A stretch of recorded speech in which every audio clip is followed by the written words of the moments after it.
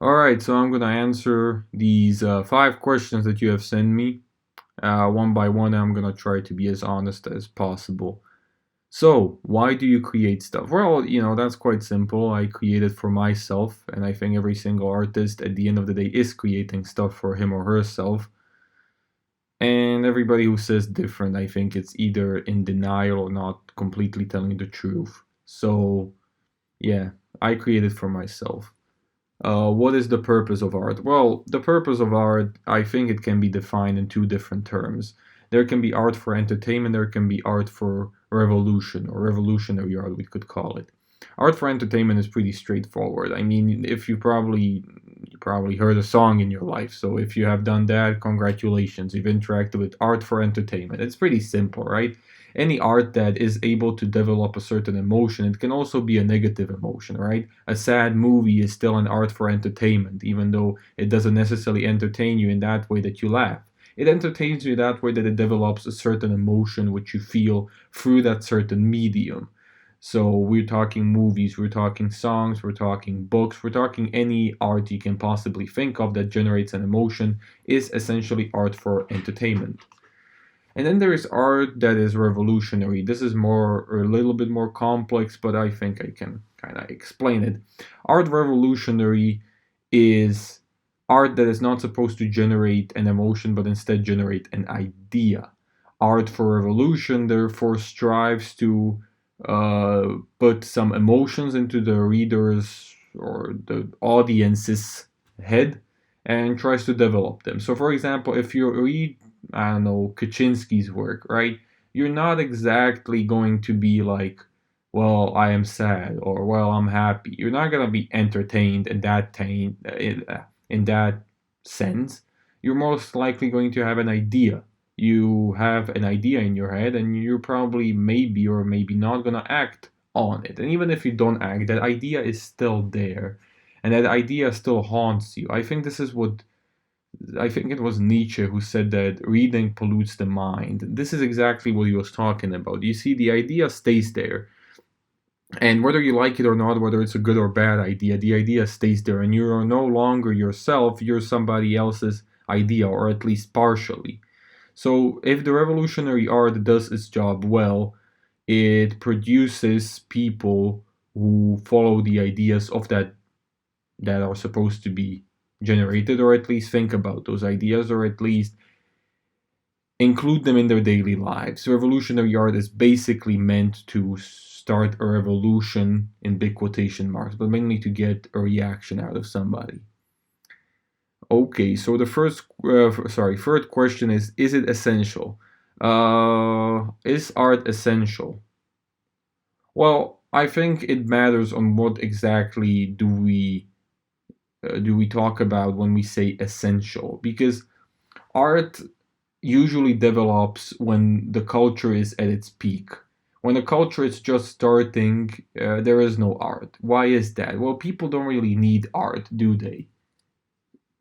People need to survive. If you can't survive, if you can't secure food, you don't give a shit about art. There is nothing inherently that would force you into experiencing some type of art. There are more important things to do than to experience art. Just as one man said, a hungry philosopher is not a good philosopher, and that is true. If you don't have the basic resources settled for yourself, there is nothing you can really do that will force people to experience art. But once that is done, let's say we have a society like today that you can pretty safely secure all your needs whenever you feel like it. Is therefore art essential? I don't think there is a direct answer. Since I mentioned in the first bit or the first question that art is most likely a personal experience and people do it for themselves and then they share it with the world, I think it's the society's role to put value on art, right? So a society basically rewards an artist with monetary things and fame and stuff like that if the artist does a good job in terms of society. So the society is the final judge of the art. It's not the artist himself or herself. It's the society who experiences the art, the audience. You see, because you can create, let's say, art that moves you. Let's say you want to create an entertainment art, an art that moves you. If that art doesn't move anybody else, like, is it still essential? Essential to whom exactly? But if you still like doing it, like, I mean, just continue with your journey, and there is not a single guy that can stop you or tell you you're wrong. So yeah, that's that. Is it essential? So the final answer to is it essential would be depends on what exactly are we talking about, and depends how society perceives it. If yes, why? All right, so let's work with the statement that society evaluates an artwork as essential, and therefore we are gonna work with that argument and explain why is it then essential. Well, again, it's essential because many people can get certain ideas or emotions just daily. You maybe daily are not happy, so you read a good book and suddenly you're happy, you're feeling jolly, you're feeling good emotion, good vibes. And I mean, I wouldn't say uh I wouldn't say that you can get happiness only from art, but it certainly helps. So it's important because it can generate certain emotions, it can generate certain ideas that otherwise would not be generated, or would be generated only under certain conditions by the general society. And therefore, if the society perceives the art as worthwhile, as essential, there is probably a good reason behind it. The art has done something which the previous ones didn't, or the unsuccessful ones didn't.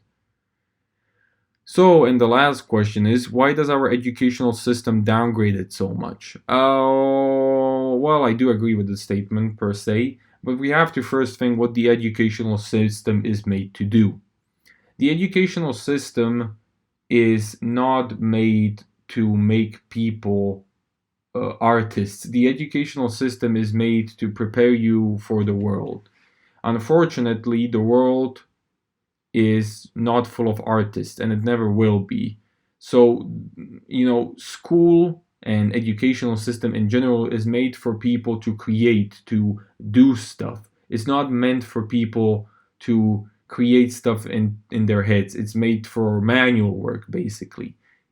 And if you look around the world, the work that really gets paid, or the work that gets paid regularly, is like very similar to schoolwork.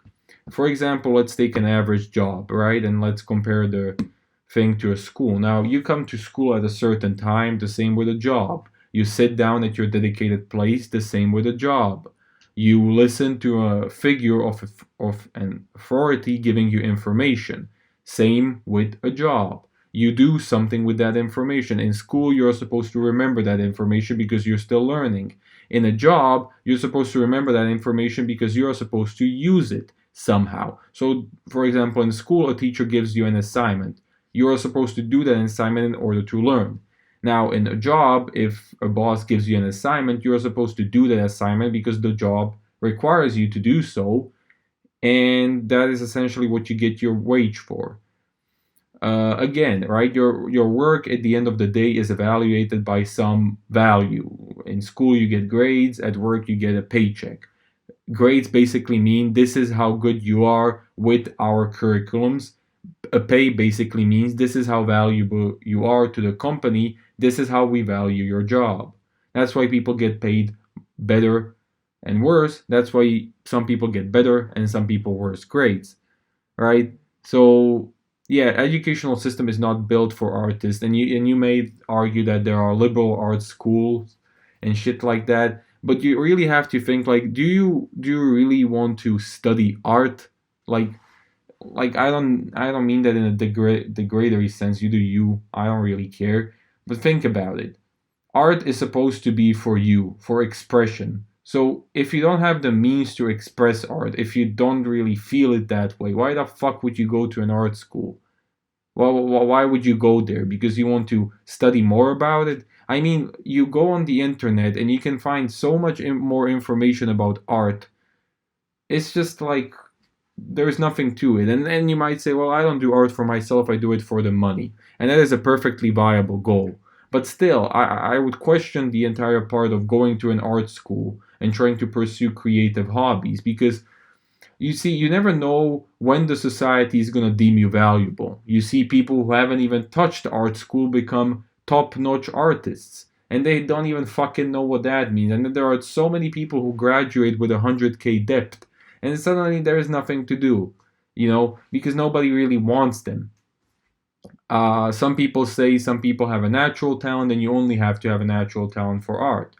I don't agree, because as I mentioned, art is a form of self expression. You don't have to be talented to express yourself.